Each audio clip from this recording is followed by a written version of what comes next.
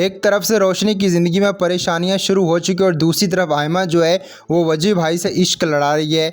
आयमा वजी भाई को सिर्फ और सिर्फ उसकी दौलत की वजह से अपनी ज़िंदगी में लाना चाहती है और वजी भाई भी उन्होंने अब तक शादी नहीं की है, वो भी किसी अच्छी लड़की की तलाश में है ताकि उस लड़की से वो शादी करके अपनी ज़िंदगी में सेटल हो जाए। रोशनी बहुत अच्छे किरदार की मालिक है। रोशनी का भाई भी बहुत अच्छा जो आयमा का भाई है, लेकिन आयमा जो है बहुत ज़्यादा लालची और घटिया सोच की मालिक है। वजी भाई और आयमा रात के टाइम में बाहर लॉन में खड़े होते हैं, आपस में एक दूसरे से बातें कर रहे होते हैं और वजी भाई आयमा के दोनों हाथों को पकड़ लेता है। आयमा जो है उसके साथ घूमना शुरू कर देती है। वजी भाई भी मस्ती में आकर आयमा को एक चक्कर दिलवाते हैं और उसके बाद वजी भाई अचानक से आयमा का हाथ छोड़ देते हैं। ये सारा सीन जब वकार देख रहा होता है और वकार आयमा की हरकतों से बाखूबी वाकिफ़ है। वकार इस बात को जानता है कि आयमा सिर्फ और सिर्फ वजी भाई की दौलत की वजह से वजी भाई के करीब हो रही है ताकि वो वजी भाई से शादी करने के बाद वजी भाई की सारी दौलत जो है उसके ऊपर राज कर सके।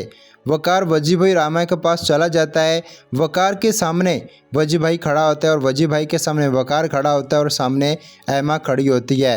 वकार वजी भाई के सामने आयमा को कहता है, तुम जैसी मक्कार झूठी लड़की मैंने आज तक नहीं देखी है। वजी भाई आप जानते हो ये लड़की सिर्फ और सिर्फ आपकी दौलत पर मरती है। ये लड़की जहाँ पर पैसा नज़र आता है वहीं पर अपने पाँव जमाना शुरू कर देती है।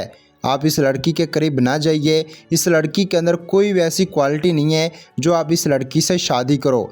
आयमा बिल्कुल पागल है, ये आपकी ज़िंदगी बर्बाद कर देगी। वकार वजी भाई को समझाने के बाद आयमा को वार्निंग देता है कि आइंदा अगर तुमने वजी भाई के पास जाने की कोशिश भी करी तो मैं तुम्हें इस घर से धक्के देकर निकाल दूंगा। आयमा कहती मुझे भी कोई इंटरेस्ट नहीं है आपके वजी भाई में, आप जानो और आपका वजी भाई जाने, मैं इनसे कोई बातचीत नहीं करना चाहती हूँ। और आयमा इतनी बात कह गुस्से में अंदर चली जाती है।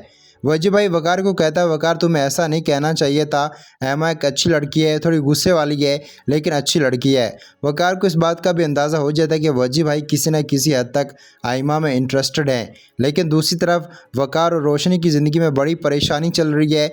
वकार ने रोशनी के पुराने आशिक को अपनी गाड़ी से धक्का देकर नीचे फेंका है और वो आशिक कहता है, अब तो वकार और रोशनी से पक्की दुश्मनी है, अब तो मैं पीछे हटने वाला नहीं हूँ।